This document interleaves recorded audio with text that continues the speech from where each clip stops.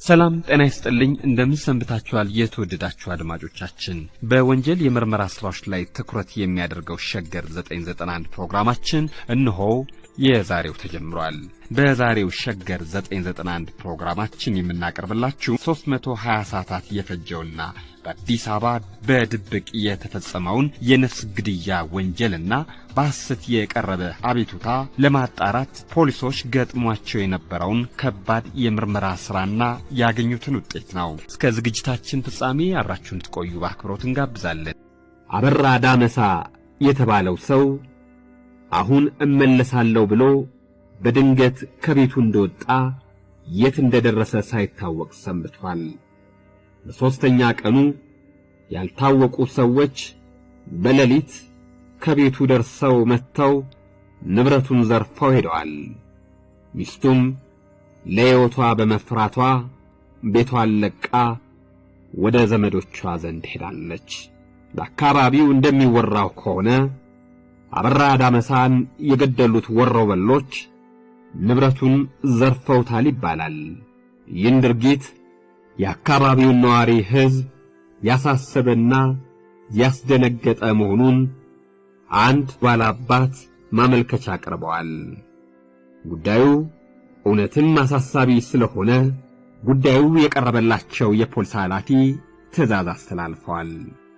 ይህ ደብዳቤ ከመድረሱ ከሁለት ቀናት በፊት ወንጀል ተፈጽሞበታል በተባለው ቀበሌ የአንድ ያልታወቀ ሰው አስክሬን በጅብ ተበልቶ መገኘቱን በሰፊው ወራ ነበረም። ጠፋ የተባለው ሰው በጅብ ተበልቶ ይሆን? ይህ ከሆነ ንብረቱ ለምን ተዘረፈም? ጉዳዩ ይህን በመሰለ ሁኔታ የተወሳሰበ በመሆኑ አንድ የምርመራ ቡድን ተመድቦለት ነበረም። የምርመራ ቡድኑ 320 ሰዓቶችን የፈጀ ጠንካራ መከታተል ባደረገበት ሰሞን የተገኘው ውጤት የቡድኑ መሪ በምርመራ መቅደሙ ላይ ካሰፈረው ውስጥ የሚከተለው ፍሬ ነገር አቀርበዋል። ወንጀሉ ተፈጽሟል የሚባልበት ስፍራ በመናገሻ አውራጃ መናብቹ ከተባለው ቀበሌ ነው።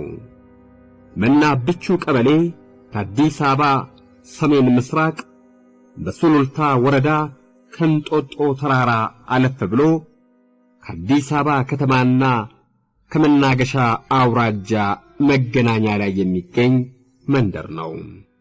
ለምርመራቸው መነሻ የሆነውን የፖሊስ ኃላፊው ትዕዛዝ ለፖሊስ ክፍሉ የደረሰው ታኅሳስ 18 ቀን ነው። የምርመራው ቡድን ወደ ተባለው ቀበሌ ተሰማርቶ ስራውን የጀመረው ደብዳቤው በደረሰው ማግስት ነበረም። ባልታወቁ ሰዎች እጅ ተገድሏል፣ ንብረቱም ተዘርፏል የሚባለው አበራ ዳመሳ ከቤቱ ወጥቶ ሳይመለስ የቀረው ከታኅሳስ 10 ቀን ጀምሮ ስለሆነ የፖሊስ ምርመራው የተጀመረው አበራ በጠፋ በ8ኛው ቀን ላይ ነው። ይህም በመሆኑ በእነዚህ ቀናቶች ውስጥ ብዙ ማስረጃዎች እንደባከኑ የምርመራ ቡድኑ ተረድቷል።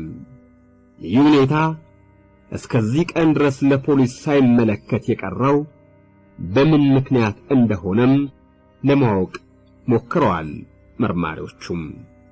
ከሁሉም በፊት በአቅራቢያው ፖሊስ ጣቢያ የለም። ከዚህ በቀር ጠፋ የተባለው ሰው ዘውትር ወደ አዲስ አበባ ከተማ እየመጣ ሰንብቶ ስለሚመለስ ደልማዱ ወደ ከተማ ሄዶ ይሆናል ብለው ቤተሰቦቹ ባለማመልከታቸው ነው። እንዲያውም ይህ ጉዳይ ለፖሊስ ሊወራና ሊጋነን የበቃው በተባለው ሰው ከቤቱ በወጣ በ3ኛው ቀን ሌሊት ያልታወቁ ሰዎች ወደ ቤቱ ገብተው ንብረቱን ዘረፉት መባሉ ነው። ለጉዳዩ ቀስቃሽ ሆነው ለሕግ የቀረቡ የዚህ ቀበሌ ነዋሪ የሆኑ አንድ ሰው ለአስተዳደሩ በጻፉት ማመልከቻ ላይ እንዳስረዱት አበራ ዳመሳ የተባለው ሰው ታኅሳስ 10 ቀን 1961 ዓመተ ምህረት ጠዋት ከቤቱ እንደወጣ ሳይመለስ ቀርቷል። ሚስቱ ይመጣል እያለች በመጠባበቅ ላይ ነች። ለሕይወቷ በመፍራቷ ቤቷን ጥላ ወደ ዘመዶቿ ቤት ሄዳለች። የዚህ ሰው ግቢ በአሁን ጊዜ ባዶ ሆኗል የሚል ነው። ፖሊሶቹ ስራቸውን የጀመሩት ወንጀል የተፈጸመበትን ቀበሌ በመቃኘት በአካባቢው የሚነገረውን ወሬ ሰብስቦ በመጭመቅ ለምርመራቸው ፍንጭ የማግኘቱን ሥራ ተቀዳሚ ለማድረግ ነበረ። በእነዚህ መሠረታዊ ነጥቦች ላይ በማተኮር በስፍራው ላይ በተሰማሩ ወቅት በጥቂት ሰዓታቶች ውስጥ አንዳንድ ፍሬ ነገሮችን ለማግኘት ችለዋል። በዚያ ቀበሌ እንደተሰማሩ በእርግጥም ተጋኖ ሲወራ የሰሙት ስለ አበራ ዳመሳ መሞትና ስለ ንብረቱ መዘረፍ ነው። አበራ መካከለኛ ዕድሜ ያለው ሰው ሲሆን በዚያ አካባቢ የታወቀ ነው። መጠጥ ቤት ያዘወትራል። በግብርና ሥራ በተለይ ከብት በማርባት ያዘነበለ ነው። በዚህ መሠረት ከ15 በላይ የሚሆኑ የቀንድ ከብቶች ነበሩት። መኖሪያ ቤቱን ጠንከር ባለ አጥር የተከበበ ቢሆንም ብቸኛ አልነበረም። በአካባቢው ብዙ መኖሪያ ቤቶች አሉ። ሆኖም ከብቶቹ ባልታወቁ ሰዎች በተነዱ ጊዜ ጎረቤቶቹ አልሰሙም። እንዲያውም የሰውየውንም መጥፋት የከብቶቹንም መዘረፍ ጎረቤቶቹ ሊሰሙ የቻሉት ወይዘሮ ላቀች ከተባለችው ሚስቱ ነው። ይህችው ሴት ለሕይወቷ በመፍራቷ ወደ ዘመዶቿ ስለሄደች ያበራ ዳመሳ መኖሪያ ቤት ያጥሩ በር ከውጭ በኩል በልጥ በሚገባ ተተብትቦ ታስሯል። ቤቱም ተዘግቷል። አካባቢው ጭር ብሎ ሰዎች ያለቁበት የሙት ግቢ መስሏል። የምርመራ ቡድኑ ቤቱን ከፍተው አንዳንድ ሁኔታዎችን ለመረዳት የሚችሉት ዘግታው የሄደችውን ያበራ ዳመሳን ሚስት ሲያገኙ መሆኑን በመረዳታቸው ሄደች ወደ ተባለችበት ቀበሌ ድረስ ተከታትለው አገኟት። ሴትዮዋ የሐዘን ሳይሆን የድንጋጤና የመርበትበት ምልክት ይታይባታል። የተበደለችና የተፈጸመባትንም በማመልከት ጉዳዩ እንዲጣራላት የምትፈልግ እንዳልሆነች ከሁኔታው ፖሊሶቹ ጠርጥረዋል። ባልን ያህል ጸጋ ያጣችም አትመስልም። በፖሊስ ዓይን አትኩሮ በማየት ከሁኔታዋ ለመረዳት እንደቻሉት ልትናገረው ወይም ልትደብቀው ያልቻለችው አንድ ትልቅ ሮሮ አላት። ከፖሊሶቹ ጋር ተባብራ የባሏንና የንብረቷን ጉዳይ ለመከታተል የጓጓች ሳይሆን ብዙ ቃል ሳትናገር በቶሎ ልትለያቸው የምትጥር ሆና አገኟት። ይህም ከሴትዮዋ የጠበቅነው አልነበረም ይላሉ ፖሊሶቹም። የኛ ጉጉትና ተስፋ ይላሉ የምርመራ ቡድኑ አባላት፣ የኛ ጉጉትና ተስፋ ስለ ተዘረፈው ንብረቷና ስለ ባሏ መጥፋት የምታስረዳን አንድ ፍንጭ ይኖራል የሚል ነበረም። ሴትዮዋ ግን የጠበቅነውን ያህል ሆና አላገኘናትም። እንዲያውም ከኛ ጋር ተባብራ የባሏንና የንብረቷን መድረሻ ለማወቅ የጓጓች ሳይሆን አላውቅም በሚል ቃል ብዙ ሳትናገር ልትለየን የምትፈልግ ሆና አግኝተናታል ብለዋል። ሴትዮዋ አንገቷን አቀርቅራ ብዙ አሰበች። ቀጥላም ሰዎቹ ወደ ግቢያችን እንዴት እንደገቡና እንደወጡ አላውቅም፣ ብቻ ከከብቶቹ 9 ምርጥ ላሞችና በሬዎች ተወስደዋል። ምራጭ የሆኑት 6 ያህል ቀርተዋል። ከብቶቹ ሲተራመሱ በሰማም ለሕይወቴ በመፍራቴ ለመውጣትም ሆነ ድምፅ ለማሰማት አልሞከርኩም። ሰዎቹም ቃል ስላላሰሙ በድምፃቸው ልለያቸው አልቻልኩም። ከብቶቹን ከመውሰዳቸው 2 ቀን በፊት ታኅሳስ 10 ቀን ጠዋት ባለቤቴ ረፋዱ ላይ ከቤቱ ሲወጣ ሩቅ መንገድ መሄዱን አልገለጠልኝም። ብቻ የክት ልብሱን ወይም የባህል ልብሱን ለብሶ ነበረ። ከቤቱ ሲወጣ ብስጭትም ሆነ ሌላ ስሜት አልነበረውም። እንደሚሰነብትም አልገለጸልኝም። ሎቶ ወደ አዲስ አበባ ሲሄድ ይነግረኝ ነበረ ብላለች። ሚስት ወደደችም ጠላችም ሁለት ጥያቄዎችን መመለስ ግድ ሆኖባታል። ይኸውም ባሏ ሌላ ሴት ወዳጅ መያዙን ወይም በጸብ የሚፈልጉት ሰዎች መኖራቸውን በወሬ እንኳን ሰምታ እንደሆነ እንድታስረዳቸው ፖሊሶች የጠየቋትን ጥያቄ። አዲስ አበባ ከተማ ከሚኖሩ አንድ ሰው ጋር በፍትሐ ብሔር ተካሰው አስፈርደውበት ነበረም። ሰሞኑን ፍርድ ማስፈጸሚያ ሊያመጣብኝ ነው እያለ ይበሳጭ ነበረም። ሌላውንማ እኔ ምን አውቃለሁ ጆሮ ለባለቤቱ ባዳ ነው ይባል የለ ብላም ተርታለች። ሚስቱም ከተናገረችው ቃል ውስጥ በሚገባ ፖሊሶቹ ያጤኑትና ሊያጣሩት የሞከሩት ከባሏ ጋር ተካሶ አስፈረደበት የተባለውን ሰው ለማወቅና ከሌላ ሴት ጋር በወዳጅነት ግንኙነት አለውን ብለው ላቀረቡላት ጥያቄ አቅማምታ የመለሰችው ምስጢሩ ምን እንደሆነ መረዳት ላይ ነው። ሴትየዋ ላይ ጥያቄ በማብዛት ከምናበሳጫት ይልቅ ቤቷን ከፍታ ብንገባ አንዳንድ ነገሮችን ለማየት ስለ ሁኔታው ግምት መስጠት ያስችለን ይሆናል በሚል እምነት ወደ ቤት ይዘዋት ሄዳሉ። እዚያው እንደደረሱ ያጥሩም ሆነ የቤቱ መዝጊያ እሷ እንደዘጋችው መሆኑን ካረጋገጠች በኋላ ወደ ቤት ይገባሉ። ከከብቶቹ በቀር ከቤት ውስጥ የተወሰደ ንብረት አልነበረም። ግን ያበራ ዳመሳ የሥራ ልብሶች እንኳን የሉም። ከዚህ በቀር በፖሊስ ዓይን የቤት ውስጡን ሁኔታ ማተሮት ፖሊሶቹም በፍርሃት ወይም በሽሽት የተለቀቀ ቤት አይመስልም። ከብት ዘረፉ የተባሉት ሰዎች ወደ መኖሪያ ቤታቸው አለመግባታቸውን ስታረጋግጥላቸው የባሏ ዕቃዎችና ልብሶች ግን በማን እንደተወሰዱ ማስረዳት አልቻለችም። ባሏ በድንገት ከቤት የወጣ ከሆነ ደግሞ ለጊዜው የሚለብሰውን የሰርክ ወይም የክት ልብስ ወይ ዘውትር የሚጠቀምባቸው ልብሶችና አስፈላጊ ዕቃዎችን ሁሉ ጠቅልሎ አይሄድም ነበረም።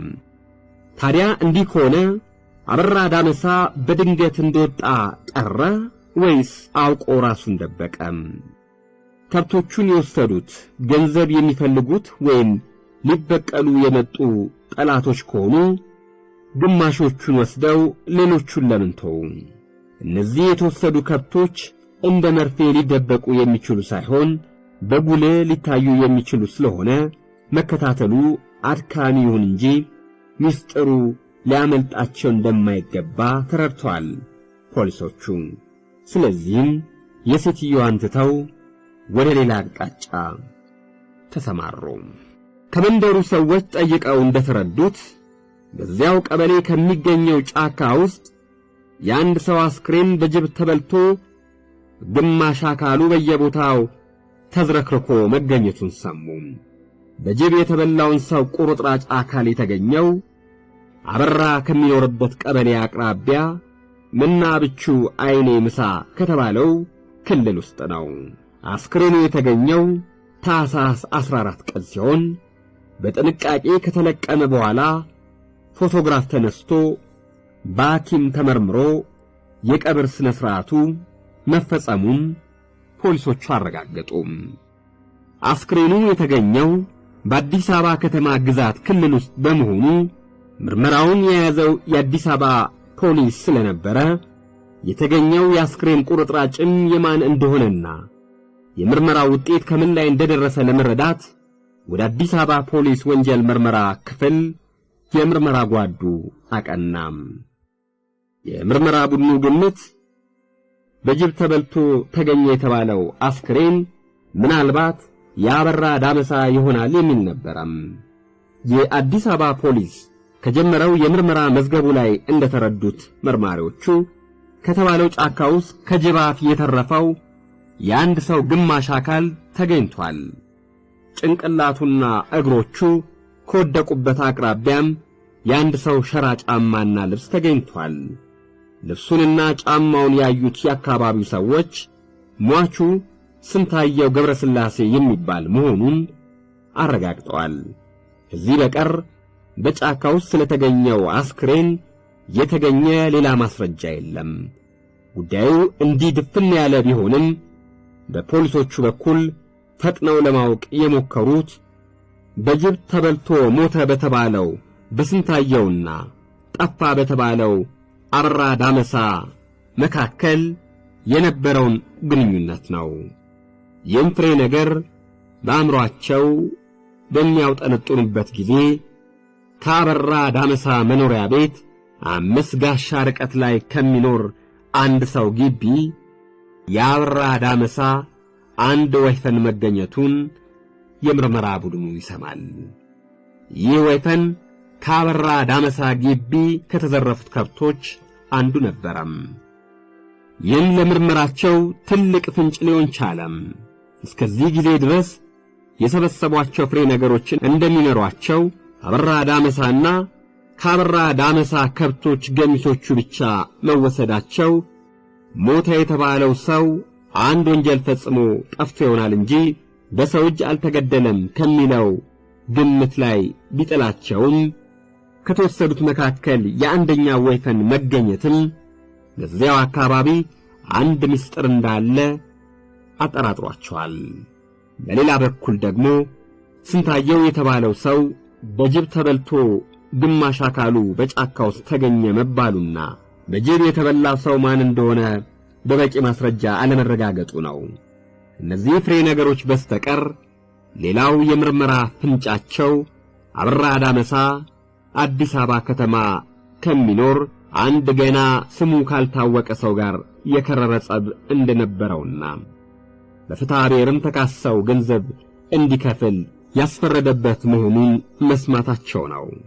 እነዚህን ሁሉ የምርመራ ቡድኑ ሲያገናዝብ አበራ ዳመሳ በእርግጥም ተገድሎ ይሆናል የሚል ግምት ከማሳደሩ በላይ አበራን ከገደሉት በኋላ በጅብ የተበላ ለማስመሰል የስንታየውን ልብስ በአቅራቢያው ሊያስቀምጡት ስለሚችሉ በወንጀሉ ተፈላጊ የሚሆነውን ሰው እንደሞተ በማስቆጠር ሊያወናብዱን ይችሉ ይሆናል የሚል ጠንካራ ጥርጣሬ ያሳደረባቸው። ይህም የሚጣራው በጅብ ተበላ የተባለው ስንታየው በሕይወት ሲገኝ ነው። ለመሆኑ አበራ ዳመሳን ማን ገደለው? በጅብ ተበላ የተባለው ሰው አበራ ዳመሳ ነው ወይስ ስንታየው? የአዲስ አበባ ፖሊስ ከጀመረው የምርመራ መዝገብ ላይ እነዚህ መርማሪዎች እንደተረዱት ጫካ ውስጥ ከጅብ አፍ የተረፈ የአንድ ሰው ግማሽ አካል ተገኝቷል። ጭንቅላቱና እግሮቹ ከወደቁበት አቅራቢያም የአንድ ሰው ሸራ ጫማና ልብስ ተገኝቷል። ልብሱን ጫማውን ያዩት የአካባቢው ሰዎች ስንታየው ገብረስላሴ የሚባል መሆኑን ማረጋገጣቸውን ሰሙ። ከዚህ በቀር በጫካ ውስጥ ስለተገኘው አስክሬን የተገኘ ሌላ ማስረጃ የለም። ጉዳዩ እንዲህ ድፍን ያለ ቢሆንም በፖሊሶቹ በኩል ፈጥነው ለማወቅ የሞከሩት በጅብ ተበልቶ ሞተ በተባለው በስንታየው ገብረስላሴና ጠፋ በተባለው በአበራ ዳመሳ መካከል የነበረውን ግንኙነት ነው። ይህንን ፍሬ ነገር በአእምሮአቸው ውስጥ በሚያውጠነጥኑበት ጊዜ ከአበራ መኖሪያ ቤት 5 ጋሻ ርቀት ላይ ከሚኖር አንድ ሰው ግቢ አንድ ወሬ ተሰማ። ሞተ ከተባለው አበራ ዳመሳ መኖሪያ አቅራቢያ ፖሊሶቹ በምርመራ ላይ ሆነው ተሰማ የተባለው ወሬ ምንድነው? የአበራ ዳመሳን ሞት ወይም ገዳዮችን ያሳውቀን ይሆን ወይስ ሌላ ታምር ያሳየን ይሆን? ከዚህ ወሬ ባሻገር ደግሞ ስንታየው የተባለ ሰው በጅብ ተበልቶ ግማሽ አካሉ በጫካ ውስጥ ተገኘ መባሉና በጅብ ተበላ የተባለው ሰው ማን እንደሆነ በበቂ ማስረጃ አልተረጋገጠም የሚለው ወሬም አብሮ ተሰማ። ከነዚህ ፍሬ ነገሮች በቀር ሌላው የምርመራ ፍንጫቸው ለፖሊሶቹ አዲስ አበባ ከተማ ከሚኖር አንድ ገና ስሙ ካልታወቀ ሰው ጋር የከረረ ጸብ እንደነበረውና በፍትሐ ብሔር ተካሰው ገንዘብ እንዲከፍለው ያስፈረደበት መሆኑን የሰሙት ወሬ ነው። እነዚህ ሁሉ ሲገናዘቡ አበራ በርግጥ ተገድሎ ይሆናል የሚል ግምት ከማሳደሩ በላይ አበራን ከገደሉት በኋላ በጅብ የተበላ ለማስመሰል የስንታየውን ልብስ በአቅራቢያው ሊያስቀምጡ ስለሚችሉ በወንጀሉ ተፈላጊ የሚሆነው ሰው እንደሞተ በማስቆጠር ሊያወናብዱን ይችሉ ይሆናል የሚል ጠንካራ ጥርጣሬ የፖሊስ የምርመራ አባላቱ ላይ አሳደረም። ይህም የሚጣራው ግን በጅብ ተበላ የተባለው ስንታየው በሕይወት ሲገኝ ነው። ለመሆኑ ስንታየው በጅብ ተበልቷል ወይስ ተገድሏል? ያበራ የቀንድ ከብቶች መዘረፋቸውን እሱም በሚኖርበት አካባቢ አንድ ሰው በጅብ መበላቱን በተጨማሪም ከሱ ያስፈረደበት አንድ ሰውም አንድ ስምና አድራሻው ያልታወቀ ሰው መኖሩና ተዘረፉ ከተባሉት የቀንድ ከብቶች መካከል አንዱ ወይፈን ከአንድ ገበሬ ቤት መገኘቱን ካወቁ በኋላ ፖሊሶቹ በሁለት አቅጣጫ ምርመራቸውን መከታተል ጀመሩ። ይህም ወይፈኑ በምን ሁኔታ እዚያ ገበሬ እጅ እንደገባ ለማወቅና ከአበራ ጋር ክርክር ነበረው የተባለውን ሰው አግኝተው ከሱ መጥፋት ጋር ግንኙነት ያለው ነገር መፈጸሙን ለማረጋገጥ ነበረም። በዚሁ መሰረት በሁለት አቅጣጫ የተሰማሩት ተከታታዮች አንዳንድ ሁኔታዎችን ማጥናት ጀምረው ቀጣዩን ሪፖርት አቅርበዋል። ከተዘረፉት የቀንድ ከብቶች መካከል አንድ ወይፈን ተገኘበት የተባለውን ሰው ሁኔታ ለማጣራት የተሰማሩት ፖሊሶች ያገኙት ውጤት ወይፈኑ የተገኘው ከአበራ መኖሪያ ቤት በግምት 5 ጋሻ መሬት ርቀት ላይ ከሚኖር ከአንድ ገበሬ ግቢ ነው። ይህ ሰው እዚያ በፊት ከአበራ ጋር ምንም አይነት ግንኙነት አልነበረውም። ጸብም ሆነ ዝምድና እንዲያውም ዕውቅያም የላቸውም።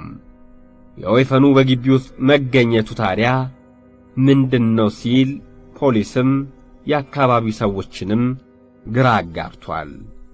ፖሊሶች ወደዚያ አካባቢ በሄዱበት ወቅት እሱን ከመያዛቸው በፊት ስለ ሁኔታው በሚስጥር ለማወቅ ጥረት አደረጉ። አንዳንድ መረጃዎችን ለማግኘት ሞክረው ነበረም። በአካባቢው እንደሚወራው ከሆነ ወይፈኑን ያገኘው በግዢ ነው ይባላል።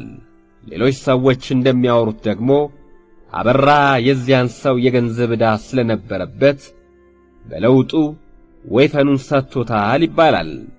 ግን ሁሉም እውነት አልነበረም። ፖሊሶቹ ሰውየውን አስጠርተው በጠየቁ ጊዜ የሚከተለውን ቃል ሰጥቷል። ወይፈኑ ከየት እንደመጣ ሳላውቅ እግቤ ገብቶ ሲያገሳ ሰምቼ ብነሳ አገኘሁት። ግራና ቀኙን ብመለከት አንድም ነገር ስላጣው ከከብቶቼ ጋር ቀላቅዬ አሳደርኩት። በማግስቱ ለሸንቻው የመንደር ሹም ማለታቸው ነው። ለሸንቻው ሳልናገር ባለቤቱ ይመጣ ይሆናል ብዬ በመጠባበቅ ላይ ሳለው በሦስተኛው ቀን አንድ የማላውቀው ሰው መጥቶ ያበራ ወይፈን ስለሆነ መልስልኝ፣ አለበለዚያ ጉድ ያገኘሃል ብሎሃል ብሎ ነገረኝ። እኔም የሱ ለመሆኑ አስመስክሮ በሸንቻው ፊት ይረከበኝ ብዬ መልስ ሰጠው። በዚህ ሁኔታ በመላላክ ላይ ሳለን ነው እናንተ መታችሁ አሁን የምትጠይቁኝ የሚል ነው። ሰውየው ይህንን ቃል ከሰጠ በኋላ አማላጅ ሆኖ የመጣውን ሰው ለማግኘት መከታተሉን ቀጠልን ይላል ፖሊሱ። ይህ በዚህ እንዳለ ከአበራ ጋር ጸብ ነበረው የተባለውን ሰው ለማግኘት ወደ አዲስ አበባ ከተማ የተሰማሩ ፖሊሶች የሚከተለውን ሪፖርት አቅርበዋል። ከአበራ ጋር በፍትሐ ብሔር ተካሰው የነበሩት አቶ ወልደየስ ፍላቴ ይባላሉ። እኚህ ሰው በቀድሞ ትምህርት ሚኒስቴር የሚሰሩና አሁን ግን በጡረታ ላይ የሚገኙ ናቸው። ፖሊሶቹ ሊያገኟቸው የቻሉት በሚኖሩበት በ40 ደረጃ አካባቢ በሚገኘው መኖሪያ ቤታቸው ነው። አቶ ወልደየስ በመኖሪያ ቤታቸው አጥር ግቢ ውስጥ ቁጭ ብለው ፖሊሶቹ ባገኟቸው ጊዜ ድንጋጤም ሆነ ሌላ ለውጥ አይታይባቸውም ነበር። ፖሊሶቹም እንዳገኟቸው ከአበራ ጋር የነበራቸውን ግንኙነት ጠየቋቸው። እሳቸውም በሰጡት ቃል አንድ ላም እንዲጠብቅልኝ ባደራ ሰጥቼው ሳለ በፈቃዱ ሸጦ በገንዘቡ ስለተጠቀመበት በፍትሐ ብሔር ከስሼው በቀጠሮው ቀን ባለመቅረቡ እንዲከፍል ተፈርዶበት ነበረ። የፍርድ ማስፈጸሚያውን ለመስጠት ብዙ ጊዜ ፈልጌው ስለሚደበቀኝ ተቸግሬ ሳለው ታኅሳስ 8 ቀን ሌሊት 2 ጓደኞቼን ይዤ ወደ ቤቱ ሄጄ በራፉ ስጠባበቀው ውጪ አድሮ ወደ ቤቱ ሲገባ አገኘነው። እኛም ባየን ጊዜም በጣም ደንግጦ ነበረ። እኔም የፍርድ ማስፈጸሚያውን አስፈርሜ ሰጥቼው ተመለስኩ አሉ። የፍርድ ማስፈጸሚያውን ሲወስድ የፈረመበት ወረቀት እንዳለ እስቲ ያሳዩን ብለው ፖሊሶቹ ጠየቋቸው። ለኪሳቸው ይዘውት ኖሮ አውጥተው ለፖሊሶቹ ያስረክባሉ። በጽሑፉ መጨረሻ አንድ የጣት ፊርማ ይታያል። ከፊርማው ዙሪያ አበራ ዳመሳ የሚል ተጽፎበታል። በፊርማው አካባቢም የደም ነጠብጣብ አዩ። የምን ደም እንደሆነ አቶ ወልደየስን ጠየቋቸው። አቶ ወልደየስም አበራን ባገኘነው ወቅት በእጅና በግንባሩ ላይ ቁስልና ደም ይታይበት ነበር። አብረውኝ የነበሩት ሰዎችም ምን ሆንክ ብለው ቢጠይቁት ከሰው ጋር ተጣልቼ ተደባደብኩ ብሏቸዋል። ምናልባት ሲፈርም ጠብ ያለ ይመስለኛል አሉ አቶ ወልደየስ። አቶ ወልደየስ ለአበራ ዳመሳ የፍርድ ማስፈጸሚያውን የሰጡት ታኅሳስ 8 ሲሆን ከቤቱ እንደወጣ ሳይመለስ ቀረ የተባለው ታኅሳስ 10 ቀን ነው። ይህ ጉዳይ እኛን ለማወናበድ የቀረበ ይሆን በሚል ጥርጣሬ አቶ ወልደየስን በዋስ ለቀው ሁኔታውን በጥሞና ማጥናት ጀመሩ። እኚህ የ69 ዓመት ዕድሜ ያላቸው አዛውንት አበራን ገለዋል የሚል እምነት ፖሊሶቹ ላይ ባይኖርም በፊት የነበራቸው ግምት እኚህን ሰው ገሎ ጠፍቶ ይሆናል የሚል ነበረ። አሁን ግን ይህ ጥርጣሬያቸው ተሰርዞ ምናልባት አቶ ወልደየስ አበራን አስገድለውት ይሆናል የሚል ጥርጣሬ ብልጭ አለችባቸው። ለዚህም ጥርጣሬያቸው ምክንያት የሆነው 2 ሰዎች አስከትዬ ሄጄ ነበረ ስላሉ ነው። ስለዚህ ከአቶ ወልደየስ ጋር ፍርድ ማስፈጸሚያውን ለመስጠት ሄደው ነበር የተባሉት ሰዎች እንዲፈለጉና በእነሱም ላይ መከታተል እንዲደረግ አቶ ወልደየስም በዓይነ ቁራኛ እንዲጠበቁ ተደረገ። በመካከሉ አንድ ሌላ ሪፖርት ደረሳቸው። ይኸውም በጅብ ተበልቷል የተባለው ስንታየውና ጠፋ የተባለው አበራ ዳመሳ የነበራቸውን ግንኙነት የሚያስረዳ ነው። የቀረበው ሪፖርት አበራና ስንታየው የሚተዋወቁት በሰፈራቸው ከሚገኝ አንድ ጠጅ ቤት አብረው ዕቁብ የሚጠጡ መሆናቸውን እንዲሁም ከቅርብ ጊዜ ወዲህ በአንዲት ሴት ምክንያት የከረረ ጸብ አብቅለው ለመገዳደል ይፈልጉ እንደነበረ የሚገልጽ ነው። ከዚህ በኋላ የፖሊሶቹ ምርመራ በሁለት ብርቱ አቅጣጫ እንዲያተኩር ዕቅድ አወጡ። ይኸውም አንደኛ አበራ ስንታየውን ገድሎ ጠፍቶ ይሆናል ወይም ስንታየው አበራን ገድሎ ልብሱን ለውጦ ጠፍቶ ይሆናል የሚል ሲሆን፣ ሁለተኛው አቶ ወልደየስ አበራን አስገድለውት ይሆናል የሚለውን ጥርጣሬ በተቻለ ፍጥነትና በበቂ ማስረጃ እንዲጣራ ለማድረግ በየአቅጣጫው ተከታታዮቻቸውን አሰራጩ። አበራ ስንታየውን ገድሎ ተሸሽጎ ይሆናል ወይም ስንታየው አበራን ገድሎ ተሸሽጎ ይሆናል ለሚለው የምርመራ አቅጣጫ መነሻ የሚሆኑ 2 ነጥቦችም ነበሩ። አንደኛ፣ ሁለቱ ሰዎች ጠጅ ከሚጠጡበት አካባቢ የምትገኘው አጣልታቸዋለች የምትባለው ሴት በአንድ ገበሬ ግቢ ውስጥ የተገኘው የአበራ ወይፈን ዱካ ናቸው። በዚያ አቅጣጫ የሚጠበቀው ውጤት አበራን ወይም ስንታየውን በሕይወት መገኘት የሚያሳይ ሊሆን ይችላል። በዚህ ዕቅድ መሠረት የተሰማሩት ፖሊሶች በአጭር ጊዜ ውስጥ ተከታዩን ሪፖርት አቅርበዋል። አበራ ለመሞቱ ይወራል። እንዲያውም ጊዳ ከሚባለው ቀበሌ ከሚገኙ ዘመዶቹ ዘንድ እንደሚኖር ይነገራል። ወይፈኑን ላኩልኝ እያለ አማላጅ የሚልከውም በዚያው በጊዳ ቀበሌ በሚኖር ሰው ነው ይባላል። እስካሁን እንደተከታተልነው ስንታየው በርግጥ መሞቱንና አበራ ዳመሳም ከብቶቹን ይዞ ወደ ዘመዶቹ መጥፋቱን የሚያሳይ መረጃ ብቻ ነው። ወይፈኑ እግቤ ገብቶ አገኘሁት ያሉትን ሰው በሚገባ ፖሊሶቹ ተከታትለዋቸዋል። ከአበራ ጋር የቅርብ ግንኙነት ባይኖራቸውም ወይፈኑን ገንዘብ አስከፍለው ለመመለስ በመላላክ ላይ ናቸው። ለፖሊሶቹ ጥሩ መሪ የሚሆነው ይሄ ሁኔታ ነው የሚል ነው። ይህ ሪፖርት ለምርመራ ቡድኑ ኃላፊ ከደረሰ በኋላ የሥራ ጓደኞቻቸውን ከየተሰማሩበት ሰብስበው የሥራ ጊዜያቸውን ከማባከናቸው በፊት ጊዳ ወደ ተባለው ቀበሌ ሄደው ያበራ በሕይወት መኖርን ማረጋገጥ ይኖርብናል የሚለውን ሐሳብ አቀረቡም። ከዚያም የእግር ጉዟቸውን ቀጠሉ። ጊዳ የሚባለው ቀበሌ የሚገኘው በበረህና በደነባ ወረዳ ግዛቶች አዋሳይ ላይ ጅሩ ከተባለው ከተማ ውስጥ ነው። ጉዟቸውን የጀመሩት ታኅሳስ 25 ቀን ሲሆን የጉዟቸው ዕቅድ የተዘጋጀው ከተባለው ቦታ ላይ በሌሊት ለመድረስ በሚችሉበት ሁኔታ ነው።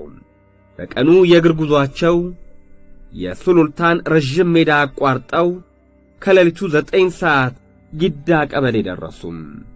ቀደም ብለው ባገኙት መልእክት መሠረት ያበራ ዘመዶች መኖሪያ አካባቢ በሩቅ ደፈጣ አድርገው ሲጠባበቁ ቆዩም።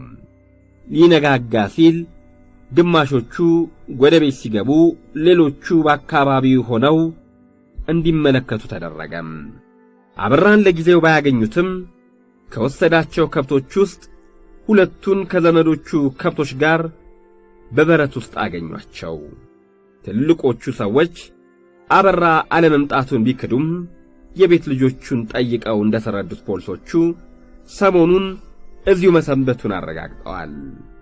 ምርመራውን እዚያው ካጠናቀሩ በኋላ የእህቱ ባል የሆነ አንድ ሰው አበራ የተደበቀበትን ቦታ ለማሳየት ፈቃደኛ ሆኖ አገኙት። በአቋራጭ መንገድ 1 ሰዓት ተኩል በእግር ተጉዘው አበራ ባላሰበበትና ባልጠረጠረበት ሰዓት ከቀኑ 5 ሰዓት ላይ ከአንድ መንደር ውስጥ ከሰዎች ጋር ቁጭ ብሎ ካቲካላ ሲጠጣ ያዙት። አበራ ቁጭ እንዳለ በድንገት ደርሰው በሚይዙበት ጊዜ ከፍተኛ ድንጋጤ ነበረበት። ደረቅ ቅርፊት ያለው ትልቅ ቁስል ከግንባሩ ላይ ነበረበት። ተዘረፉ የተባሉት ከብቶቹን ሽጦ የፍንጥር በመጠጣት ላይ ነበረም። እዚያም እሱና በየቦታው የሸጣቸውን ከብቶች ሰብስበው ጉዟቸውን ወደ አዲስ አበባ አደረጉት። ያበራ በሕይወት መገኘት አንድ ሌላ ውጤት እንደሚያስገኝ የሚጠብቁበት ጉዳይ በመሆኑ በማግስቱ ወደ አዲስ አበባ ደርሰው ትንሽ ረፍት ካደረጉ በኋላ ሳይረበሽ ቃሉን እንዲሰጥ አደረጉ።